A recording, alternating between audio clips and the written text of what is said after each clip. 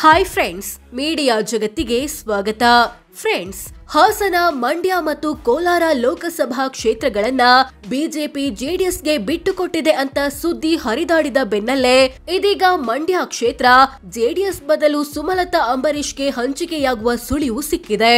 ಹಾಗಿದ್ರೆ ಏನದು ಸುಳಿವು? ಜೆಡಿಎಸ್ಗೆ ಮಂಡ್ಯ ಕ್ಷೇತ್ರ ಸಿಗ್ದಿದ್ರೆ ಏನಾಗುತ್ತೆ? ಸುಮಲತಾಗೆ ಬಿಜೆಪಿ ಟಿಕೆಟ್ ಸಿಗ್ದಿದ್ರೆ ಏನಾಗುತ್ತೆ? ಎಲ್ಲವನ್ನ ಈ ವಿಡಿಯೋದಲ್ಲಿ ತೋರಿಸ್ತೀವಿ. ಇಂಟ್ರೆಸ್ಟಿಂಗ್ ಆಗಿರೋ ಈ ವಿಡಿಯೋವನ್ನ ಕೊನೆವರೆಗೂ ನೋಡಿ. ಅದಕ್ಕೂ ಮುನ್ನ ನೀವಿನ್ನು ನಮ್ಮ ಚಾನೆಲ್ಗೆ ಸಬ್ಸ್ಕ್ರೈಬ್ ಆಗಿಲ್ಲ ಅಂದ್ರೆ ಈಗಲೇ ಸಬ್ಸ್ಕ್ರೈಬ್ ಆಗಿ. ಮಂಡ್ಯಗೋಸ್ಕರ ಜೆಡಿಎಸ್ ಸುಮಲತಾ ಪಟ್ಟು, ಇಬ್ಬರನ್ನ ಸಮಾಧಾನಿಸೋದೇ ಬಿಜೆಪಿಗೆ ಇಕ್ಕಟ್ಟು. ಫ್ರೆಂಡ್ಸ್, ಮಂಡ್ಯ ಟಿಕೆಟ್ಗೋಸ್ಕರ ಜೆಡಿಎಸ್ ಮತ್ತು ಸುಮಲತಾ ಅಂಬರೀಶ್ ಮಧ್ಯೆ ನೀ ಕೊಡೆ ನಾ ಬಿಡೆ ಅನ್ನೋ ಯುದ್ಧ ನಡೀತಿದೆ. ಒಂದ್ ಕಡೆ ಬಿಜೆಪಿ ಮತ್ತು ಪ್ರಧಾನಿ ಮೋದಿ ಜೊತೆ ಉತ್ತಮ ಬಾಂಧವ್ಯ ಹೊಂದಿರೋ ಸುಮಲತಾ ಇದ್ರೆ, ಮತ್ತೊಂದ್ ಕಡೆ ಮೈತ್ರಿ ಬಳಿಕ ಬಿಜೆಪಿ ಹೈಕಮಾಂಡ್ಗೆ ಹತ್ತಿರವಾಗಿರೋ ಕುಮಾರಸ್ವಾಮಿ ಮತ್ತು ದೇವೇಗೌಡರು ಇದ್ದಾರೆ. ಇದೇ ಕಾರಣಕ್ಕೆ ಮಂಡ್ಯ ಟಿಕೆಟ್ ವಿಚಾರ ಬಿಜೆಪಿಗೆ ಕಗ್ಗಂಟಾಗಿರೋದು.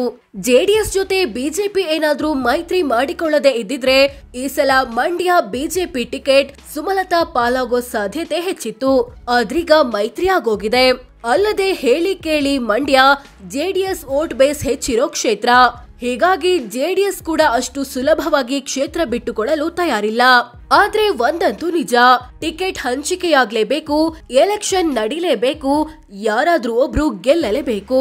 ಇದನ್ನ ಅರಿತು ಜೆಡಿಎಸ್ ಮತ್ತು ಸುಮಲತಾ ಪೈಕಿ ಯಾರಿಗಾದ್ರೂ ಒಬ್ರಿಗೆ ಟಿಕೆಟ್ ಕೊಟ್ಟು ಮತ್ತೊಬ್ರಿಗೆ ಸಮಾಧಾನ ಪಡಿಸೋ ಜವಾಬ್ದಾರಿ ಬಿಜೆಪಿ ಮೇಲಿದೆ.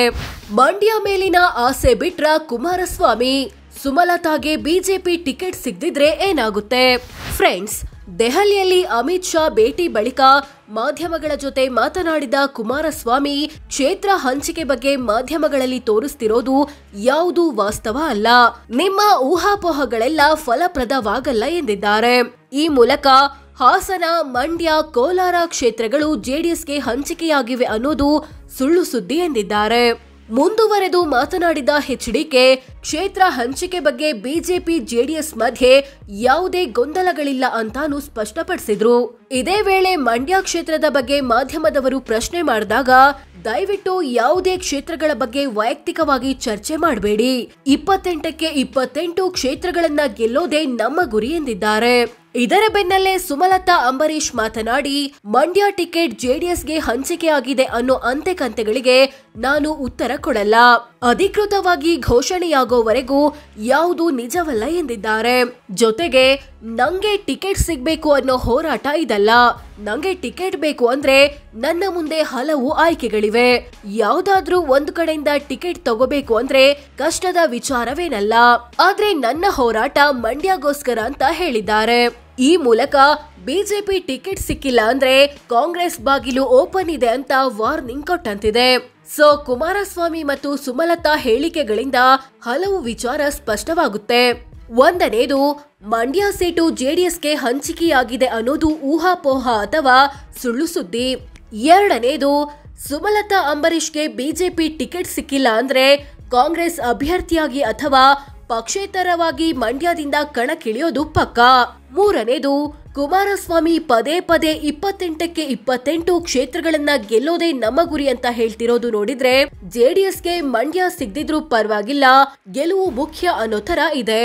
ಜೆಡಿಎಸ್ಗೆ ಮಂಡ್ಯ ಸಿಕ್ಕಿಲ್ಲ ಅಂದ್ರೆ ಏನಾಗುತ್ತೆ? ಫ್ರೆಂಡ್ಸ್, ಜೆಡಿಎಸ್ ಪಕ್ಷ ಹುಟ್ಟಿದಾಗಿನಿಂದ ಇಲ್ಲಿಯವರೆಗೆ ಎಲ್ಲಾ ಲೋಕಸಭೆ ಚುನಾವಣೆಗಳಲ್ಲೂ ಮಂಡ್ಯದಿಂದ ಕಣಕ್ಕಿಳಿದಿದೆ. ಒಂದ್ ವೇಳೆ ಈ ಸಲ ಕ್ಷೇತ್ರ ಸಿಗದೆ ಅಭ್ಯರ್ಥಿಯನ್ನ ಕಣಕ್ಕಿಳಿಸಿಲ್ಲ ಅಂದ್ರೆ ಇದೇ ಮೊದಲ ಬಾರಿ ಜೆಡಿಎಸ್ ಅಭ್ಯರ್ಥಿ ಇಲ್ಲದೆ ಮಂಡ್ಯ ಚುನಾವಣೆ ನಡೆದಂತಾಗುತ್ತೆ. ಇದರಿಂದ ಮಂಡ್ಯದಲ್ಲಿ ಜೆಡಿಎಸ್ ವೋಟ್ ಬೇಸ್ಗೂ ಹೊಡೆತ ಬೀಳಬಹುದು. ಅಲ್ಲದೆ ಮಂಡ್ಯ ರಾಜಕಾರಣದಲ್ಲಿ ಜೆಡಿಎಸ್ ಮತ್ತು ಕಾಂಗ್ರೆಸ್ ಮಧ್ಯೆ ಭಾರಿ ಪೈಪೋಟಿ ಇದೆ. ಈ ರೇಸ್ನಲ್ಲಿ ಜೆಡಿಎಸ್ ಸ್ವಲ್ಪ ಹಿಂದೆ ಉಳಿಬಹುದು. ಇನ್ನು ಸುಮಲತಾಗೆ ಬಿಜೆಪಿ ಟಿಕೆಟ್ ಸಿಕ್ಕು ಗೆದ್ರೆ ಮೊದಲ ಬಾರಿ ಮಂಡ್ಯದಲ್ಲಿ ಬಿಜೆಪಿ ಖಾತೆ ತೆರೆದಂತೆಯೂ ಆಗುತ್ತೆ.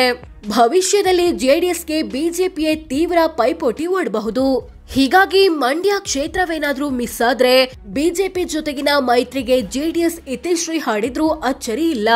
ಸೋ ಫ್ರೆಂಡ್ಸ್, ಇದಿಷ್ಟು ಮಂಡ್ಯ ಟಿಕೆಟ್ ಜೆಡಿಎಸ್ ಬದಲು ಸುಮಲತಾ ಅಂಬರೀಷ್ಗೆ ಹಂಚಿಕೆಯಾಗೋ ಬಗ್ಗೆ ಸಿಕ್ಕಿರೋ ಸುಳಿವೇನು? ಒಂದ್ ವೇಳೆ ಸುಮಲತಾಗೆ ಬಿಜೆಪಿ ಟಿಕೆಟ್ ಸಿಗದಿದ್ರೆ ಏನಾಗಬಹುದು, ಜೆಡಿಎಸ್ಗೆ ಸಿಗದಿದ್ರೆ ಏನಾಗುತ್ತೆ ಅನ್ನೋದನ್ನ ತಿಳಿಸಿಕೊಡೋ ಪ್ರಯತ್ನ. ನಿಮ್ಮ ಪ್ರಕಾರ ಮಂಡ್ಯದಲ್ಲಿ ಯಾರು ಸ್ಪರ್ಧಿಸಬೇಕು? ಸುಮಲತಾನ, ಜೆಡಿಎಸ್ ಅಭ್ಯರ್ಥಿನ? ಕಾಮೆಂಟ್ ಮಾಡಿ ತಿಳಿಸಿ. ಹಾಗೆ ವಿಡಿಯೋ ಇಷ್ಟ ಆಗಿದ್ರೆ ಲೈಕ್ ಮಾಡಿ, ಶೇರ್ ಮಾಡಿ, ನಮ್ಮ ಚಾನೆಲ್ಗೆ ಸಬ್ಸ್ಕ್ರೈಬ್ ಆಗಿ. ಧನ್ಯವಾದ.